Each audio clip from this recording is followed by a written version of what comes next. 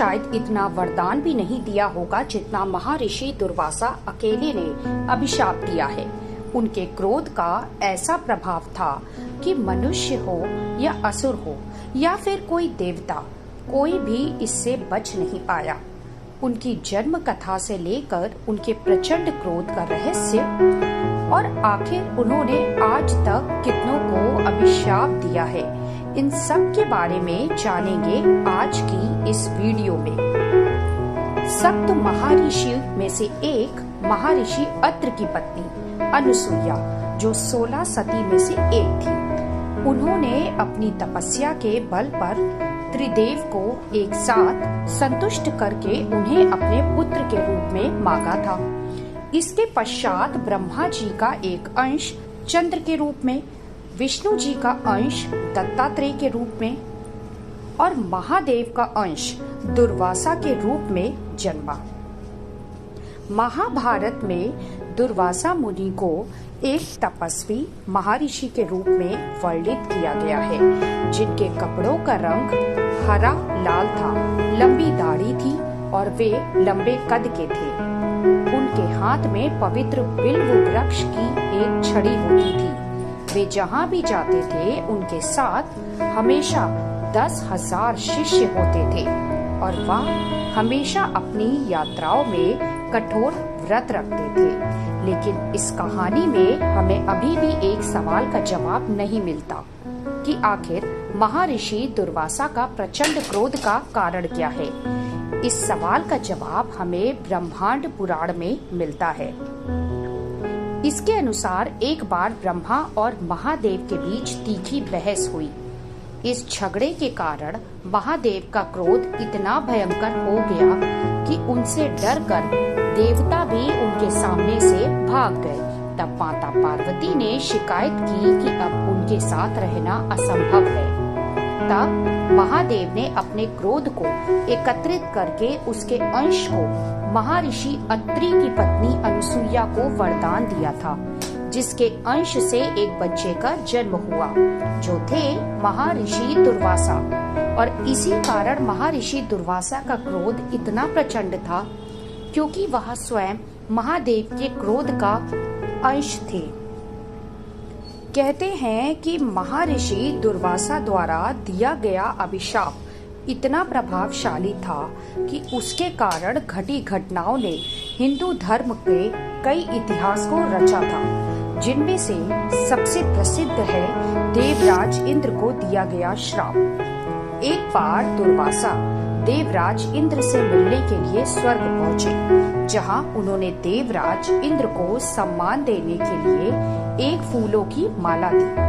लेकिन अहंकार में डूबे देवराज इंद्र ने उस माला को स्वीकार नहीं किया, बल्कि उसकी बजाय अपने वाहन ऐरावत की ओर फेंक दिया।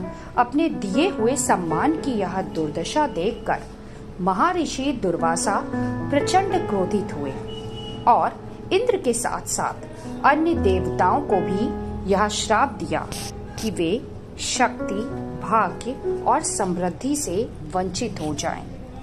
इन चीजों को वापस पाने के लिए देवताओं को असुरों का साथ लेकर समुद्र मंथन करना पड़ा था।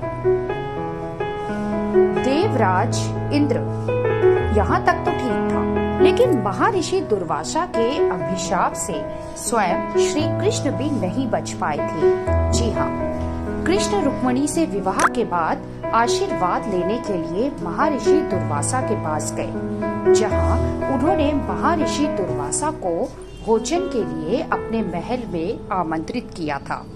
तब महर्षि दुर्वासा ने आग्रह किया कि कृष्ण और रुक्मिणी अपनी भक्ति प्रदर्शित करने के लिए उनके रथ को खींचे, जिसमें वह बैठेंगे। उनकी आज्ञा का पालन करते हुए कृष्ण और रुक्मिणी ने रथ खींचना शुरू भी किया, लेकिन रास्ते में रुक्मिणी को प्यास लग गई। उनकी मदद के लिए कृष्ण ने अपने पैर के अंगूठे से पवित्र गंगा नदी का जल प्रकट किया। रुक्मिणी इतनी प्यासी थी कि फौरन ही उन्होंने जल पिया, लेकिन भूलवश दुर्वासा जी को अर्पित नहीं किया। इस पर क्रोधित होकर ऋषि दुर्वासा ने उन्हें श्राप दे दिया कि वह अपने कृष्ण से अलग हो जाएंगे। इस श्राप के कारण ही कृष्ण और रुक्मिणी 12 वर्षों तक एक दूसरे से अलग रहे थे।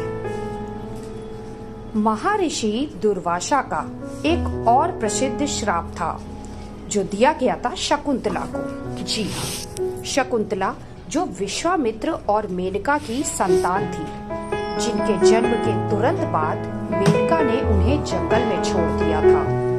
महर्षि कर्ण ने उन्हें अपने आश्रम में ले जाकर पाला था। एक बार जब कर्ण आश्रम से बाहर गए थे तो शकुंतला अपनी 2 सखियों के साथ जंगल में घूमने निकल गई। तभी राजा दुष्यंत शिकार का पीछा करते हुए वहां पहुंचे। शकुंतला मेनका की बेटी होने के कारण अभूतपूर्व सुंदरता की धनी थी। उन्हें देखते ही राजा दुष्यंत उन पर मोहित हो गए।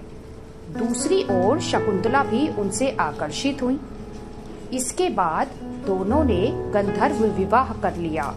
राजा दुष्यंत ने शकुंतला के साथ 1 महीना जंगल में बिताने के बाद उन्हें एक अंगूठी निशाने के तौर पर देकर अपने महल लौट आए।